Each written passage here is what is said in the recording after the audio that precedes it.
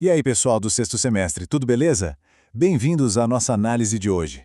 Nosso objetivo aqui é pegar tudo aquilo que a gente discute nos casos do CBL, nosso aprendizado baseado em casos, e transformar num raciocínio clínico sólido. A gente vai fazer uma ponte direta, sem enrolação, entre a fisiopatologia básica e a beira do leito. O nosso foco principal hoje é a anemia ferropriva, mas claro, eu vou trazer uns apontamentos essenciais sobre as deficiências de vitamina B12 e ácido fólico também. A ideia é deixar esses conceitos muito bem amarrados, tanto para você aplicar no pronto-socorro quanto para acertar aquela questão chata da prova de residência. Vamos mergulhar nessa?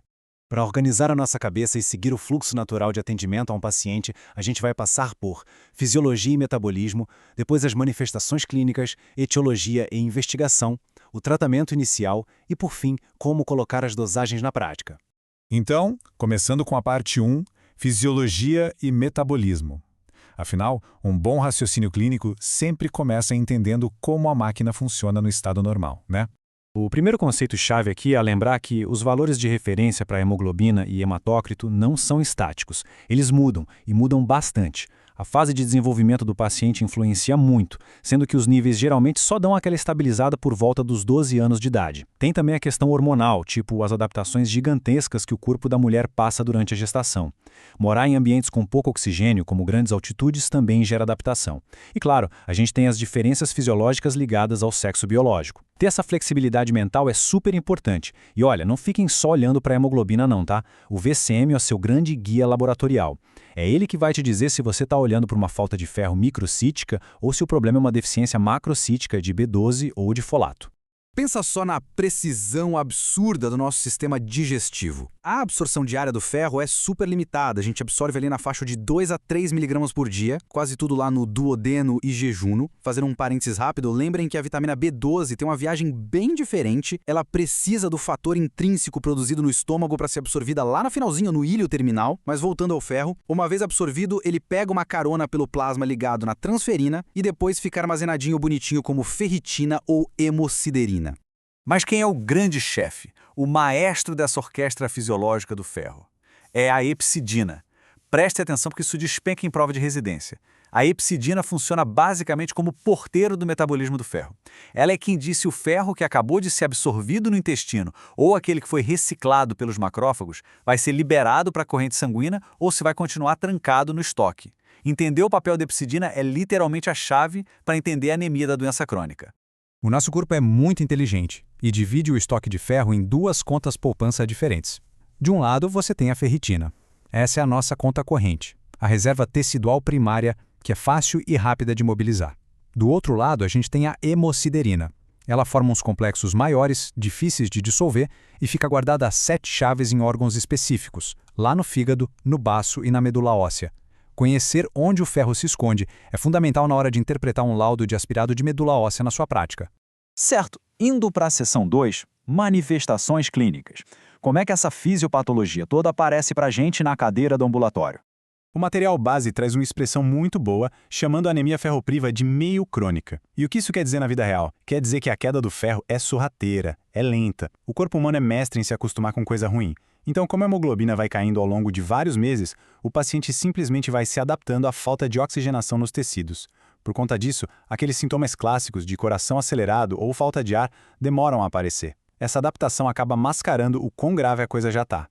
E quando o corpo finalmente começa a reclamar, surgem os sintomas gerais de cansaço e palidez. Mas atenção aos achados clínicos mais sutis, tá? Por exemplo, a gastrite atrófica. Ela não só bagunça a absorção do ferro, mas também prejudica a secreção do fator intrínseco, o que pode te levar direto para uma deficiência de B12. E falando nisso, se o paciente relatar formigamento e parestesia, sinal de alerta máximo. Isso é quadro clássico de B12, não tem nada a ver com falta de ferro. Agora, voltando para o ferro, um sintoma que muita gente esquece de perguntar é a coceira, aquele prurido generalizado sem causa aparente. Pode investigar a ferropenia.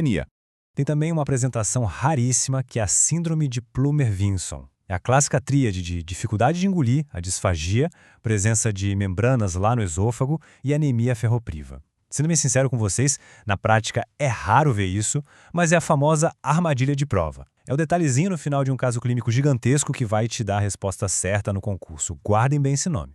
Seção 3, etiologia e investigação. Fez o diagnóstico? Beleza. Agora você veste o chapéu de detetive para descobrir de onde veio o problema. Na investigação das causas primárias, a gente olha para duas grandes frentes. Primeira, a dieta. Tem que checar a falta de ferro, claro, mas também a falta de B12 em pacientes com dietas veganas estritas, ou a deficiência de folato em quem não come vegetais verdes escuros de jeito nenhum. A segunda frente, e talvez a mais importante, é a perda crônica de sangue, com os holofotes virados para o alto fluxo menstrual. Uma dica clínica valiosa para vocês que estão começando as anamneses: perguntem ativamente para pacientes se saem coágulos durante a menstruação. A mulher muitas vezes acha que o fluxo dela é normal, mas o coágulo é um indicativo enorme de que ela está sangrando muito mais do que deveria.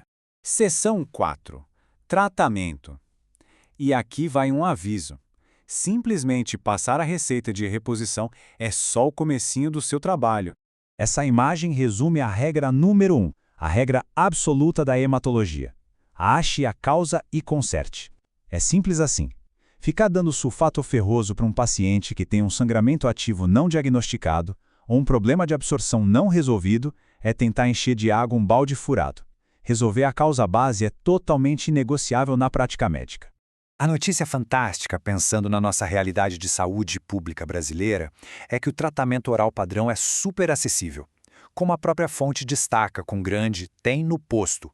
Nosso SUS distribui amplamente o sulfato ferroso oral.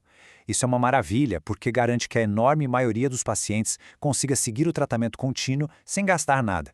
Só que você precisa dominar o que você está prescrevendo, principalmente a quantidade de ferro elementar de cada opção oral. Por exemplo, um comprimido comum de sulfato ferroso te entrega cerca de 40 mg de ferro elementar. Já na forma de solução oral, são 25 mg por ml e no xarope, bem pouquinho, 5 mg por ml. Saber isso é essencial para não errar na dose. E se o paciente precisar do acesso venoso, a gente geralmente usa o sacarato de hidróxido férrico. Ele vem em ampolas que contêm 100 mg de ferro elementar diluídos em 5 ml. Mas pausa para pensar. E se engolir o comprimido não resolver? O que a gente faz se o paciente operou o estômago, tipo numa cirurgia bariátrica ou gastrectomia, ou se ele está no meio de uma crise de doença inflamatória intestinal? Como a sua conduta clínica muda nessas horas? Nessas situações especiais, o seu conhecimento de fisiopatologia é quem te salva. Em um paciente com gastrectomia, aquele estômago operado não consegue processar o ferro do jeito certo para ele ser absorvido depois e, pior ainda, parou de produzir o fator intrínseco, lembra dele? Sem ele, a vitamina B12 não entra. Nesses casos não tem jeito, você tem que dar ferro na veia e vitamina B12 intramuscular, burlando o sistema digestivo. Já na doença inflamatória intestinal em atividade, a inflamação da parede do intestino bloqueia a absorção e o próprio ferro via oral pode piorar os sintomas do paciente. A literatura até fala em dar um time-out, uma pausa na medicação oral de umas 3 horas ou mudar a estratégia para algo venoso, dependendo da gravidade. Tem que ter muito critério clínico. Para a gente amarrar tudo, seção 5. Dosagens práticas. Fisiologia compreendida, clínica alinhada, vamos puxar o bloco de receituário. Como eu disse, ferro não é igual para todo mundo. As diretrizes são super claras. A dose tem que ser feita sob medida para quem está sentado na sua frente no consultório, respeitando o quanto o organismo daquela pessoa tolera e o que ela precisa em termos metabólicos. Então, como fica isso em números? Para crianças, você vai calcular pelo peso, de 3 a 6 mg de ferro elementar por quilo por dia, sem ultrapassar o teto de 60 mg diários. Num adulto padrão, a gente chuta o balde e prescreve de 120 a 200 mg por dia. Agora, muita calma com a população geriátrica. Para os idosos, a dose cai absurdamente para cerca de 15 mg por dia. A gente faz isso principalmente porque o idoso tolera muito mal os efeitos colaterais gastrointestinais de doses mais altas. E as gestantes? Durante a gravidez, a demanda metabólica para formar o bebê e expandir o volume de sangue da mãe é gigantesca.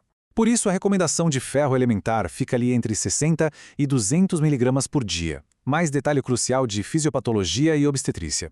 Você nunca pode esquecer de colocar no papel também os 400 microgramas diários de ácido fólico. Você tem que associar os dois. O ácido fólico é que vai blindar o feto contra defeitos gravíssimos de fechamento do tubo neural, além de cobrir o risco de anemia megaloblástica na mãe. Para a gente finalizar a nossa análise de hoje, eu quero deixar uma provocação para vocês. Antes de assinar com convicção aquela prescrição de sulfato ferroso, coloque a mão na consciência e pergunte a si mesmo: eu realmente encontrei a torneira que está vazando? Tratar a falta do nutriente ignorando o motivo por trás disso não é fazer medicina com raciocínio clínico. Fiquem com isso na cabeça para os próximos atendimentos e discussões do CBL. Um abraço para vocês e até a próxima discussão.